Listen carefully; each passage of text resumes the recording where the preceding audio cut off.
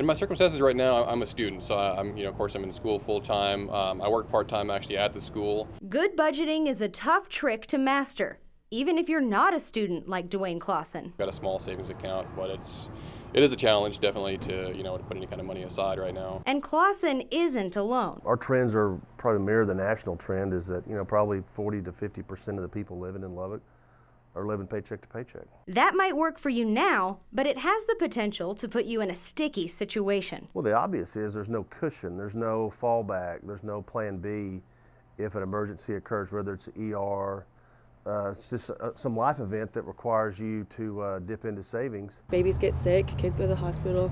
He blew out a tire on his car, so we just replaced all 4 tires instead of only having the money to just do the one. A major appliance were to break and the car at the same time, then I guess we would be in that situation. James Arnold with Lubbock National Bank says your ultimate goal should be to have 3 to 6 months living expenses saved up in case of an emergency, or if you lose your job and have no income. That's hard to do, and for middle-class families, but that's what people ought to be moving towards, and at least have that goal out there, and when there is extra money left over, rather than going to Michigatti's, put that in savings. So if your savings is at 0, how do you get started? Arnold suggests putting something away in savings out of each and every paycheck, whether it's $10, $50, or a designated percentage of your check each month. And be regular and consistent.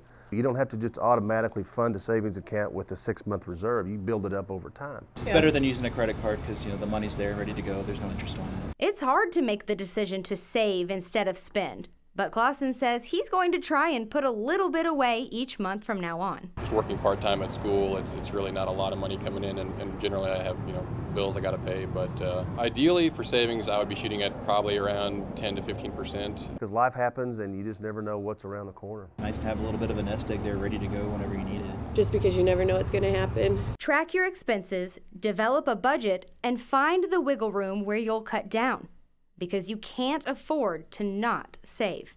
With photojournalist Jason Kilhofer, I'm Ashley Claster with Your Money Matters.